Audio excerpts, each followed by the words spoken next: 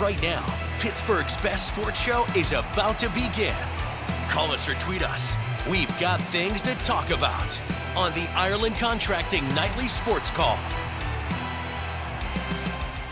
Well, hey guys, and welcome into the Ireland Contracting Nightly Sports Call.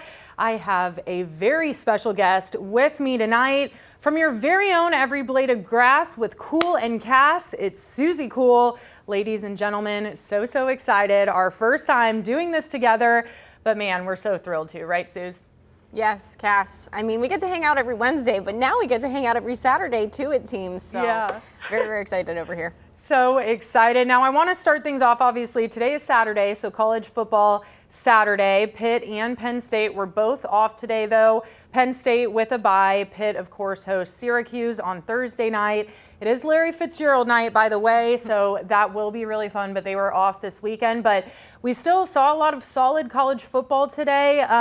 Miami stays undefeated. Now Miami and Pitt are the two undefeateds. Clemson, technically, they do have one loss outside of the conference, but as far as the ACC goes, those three are kind of sitting at the top. Just what a win by Miami at Louisville. You saw those highlights a little bit ago, just so crazy. But there is a big game tomorrow night that we need to get to that I'm sure everybody wants to talk about. The Steelers hosting the Jets in prime time, their second primetime game in 3 weeks, just so crazy. Suzie, on the surface here, we'll get into all the storylines. There's so many to go into this one, but on the surface here, just what are you most excited about with this matchup? I mean, that's tough. I feel, first of all, it's just Sunday night in Pittsburgh. It seems that it's going to be a little bit nicer weather-wise. Cassidy, I'm going to cross my fingers for you on that one, but I think I'm going to say what I'm most excited for, and probably people back home, is seeing Russell Wilson start. And maybe that is a hot take for me, and I'm sorry if it is. However, this is the quarterback situation that has been going on all season long. And finally, I think we're going to actually see it come down to the wire tomorrow night. What is really going to happen with it? Is Russell Wilson going to start this entire game, or are they going to go back and forth between him and Justin Fields? Yeah, I mean, I really think the game plan is going to be to have both guys in there. Mm-hmm. What does concern me about this Russell Wilson start, though, is that the Jets' D-line is the best in the league. Mm-hmm. That is the strongest front the Steelers are probably going to face all season long. And we all know that Russell Wilson is not a mobile quarterback. Yeah. He sits back there. He needs a clean pocket.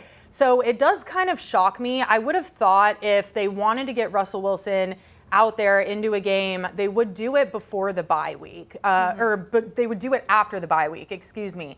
But if they were going to do it before the bye week, I would have expected that maybe they got him in there last week in Las Vegas against a Raiders team that maybe isn't the best, and it would have given him an opportunity to get out there and kind of hit a groove in Las Vegas. But to put him in there against the Jets, against the toughest D-line in the league, prime time, all eyes are on you, I just think it's an interesting choice. Let's just call a spade a spade. He's going to be a little bit rusty, no pun intended there, okay? He's going against one of the best defenses in all of the NFL. However, I think where we can, take a little bit of a deep breath here in Pittsburgh is the fact that Justin Fields has been really good with his run game, and that is where the Jets have struggled defensively. So if Russell is running into those issues, he is rusty, he's not able to, just be that primetime quarterback that he has been for 13 plus seasons now, right? He has Justin Fields to lean back on. However, you have to look at what Russell Wilson has put together in his entire career. He's really quick in the pocket. He's quick with making decisions back there as well. So I don't know if that is my biggest concern. However, there's always that alternative route of putting Justin Fields in the game. And that's where I feel like almost confident with this quarterback situation. Yeah, and if you notice around the league, I think this season especially, the successful franchises are working with two quarterbacks. I mean, they do have a solid number one, but there's definitely a number two that can go out there and make some plays. I just think that's kind of the world we're living in now with all the injuries that can happen in that position. It's just very important to have that second. We might get back to the quarterback discussion. I want to talk about George Pickens, though. Because from the eye black to, creating, he got fined for that, creating those issues. And then he kind of dropped the ball this week and told the media that Russ is starting. I mean, Tomlin wanted to keep it hush-hush. He was being very coy with the media all week about it, and George Pickens kind of broke the news. I do see him in the beginning of this season. He hasn't really had any splash plays. He had some major drops. I think in Las Vegas, we finally saw him kind of get into a groove. I think it's going to be a tough matchup against Sauce Gardner tomorrow night, but I do expect him to maybe have a bigger game.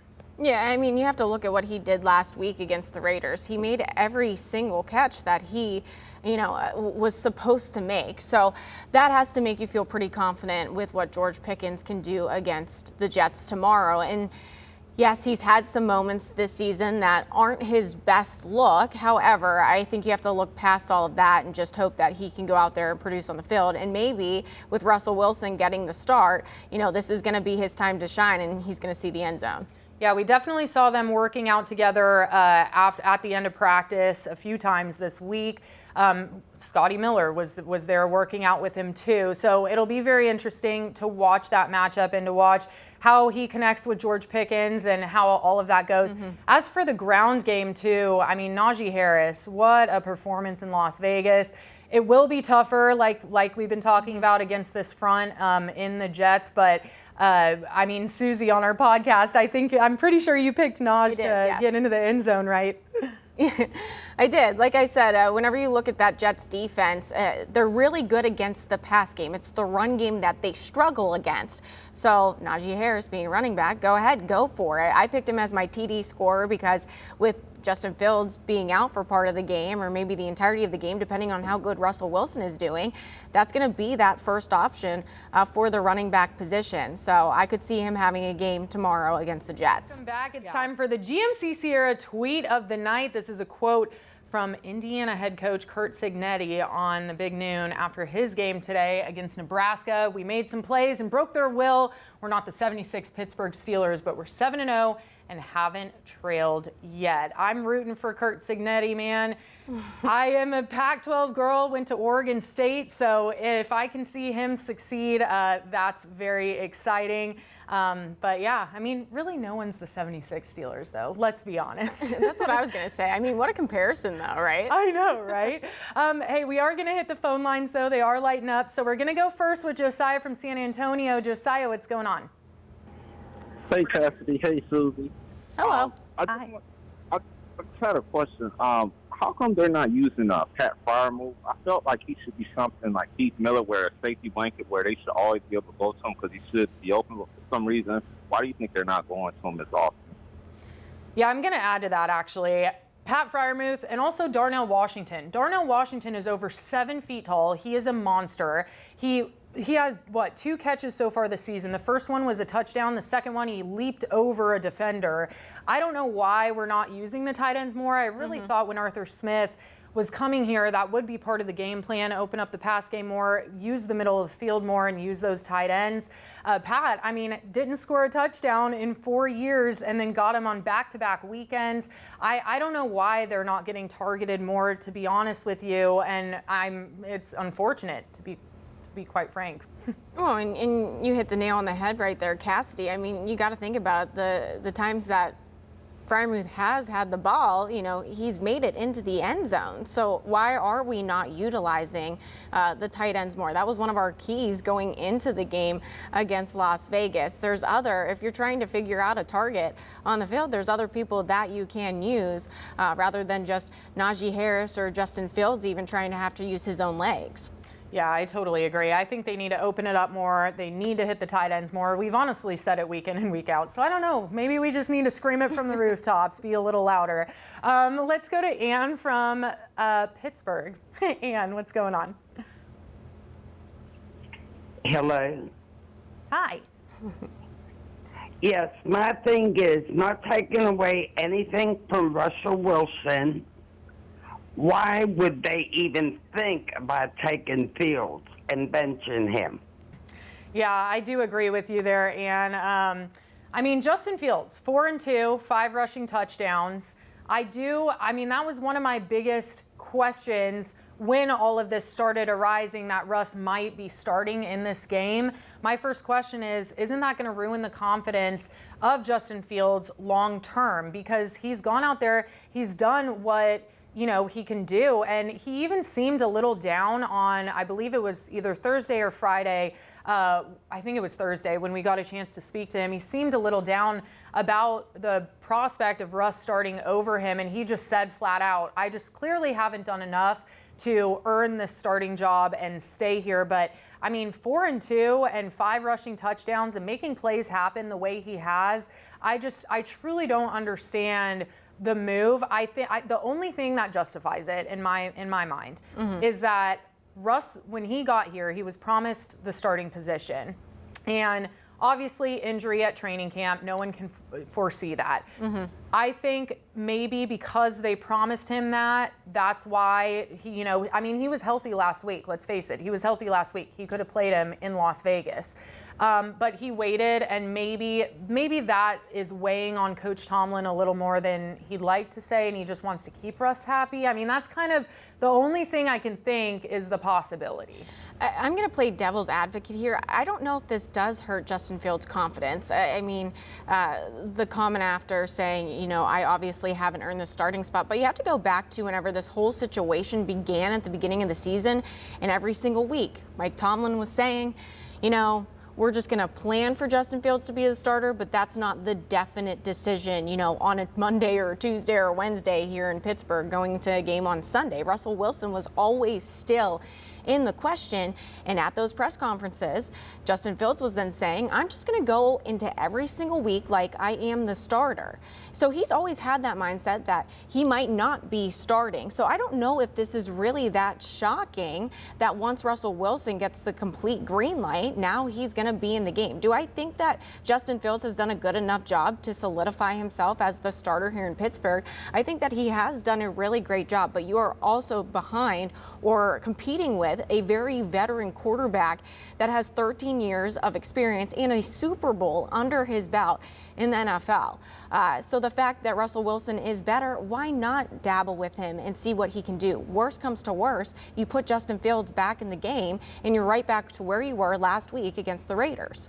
Yeah, and I see where you're coming from, and I could totally agree with that. I think it's still interesting that they made this move before the bye.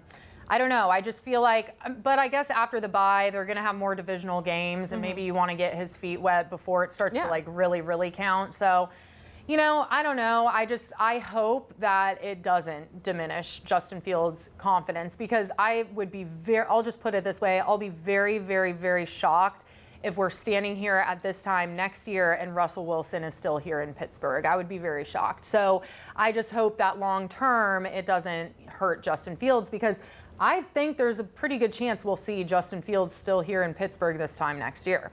But let's go ahead and go to Al from St. Mary's. Al, what's going on?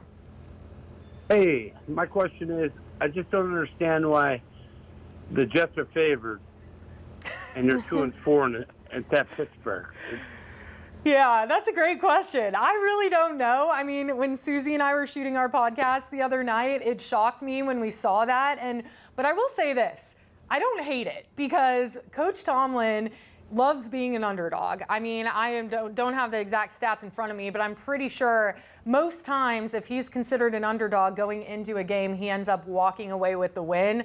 So I would honestly, in a matchup like this, prime time, Aaron Rodgers versus Russell Wilson, all of this going into it, I don't hate the fact that the Jets are favored, to be honest. And I feel we also don't know how Vegas is looking at this matchup either. Were they looking at it from a standpoint that Aaron Rodgers, now with Davante Adams in the picture, going up against Justin Fields in this Steelers offense that has, they struggle at times during this season, right?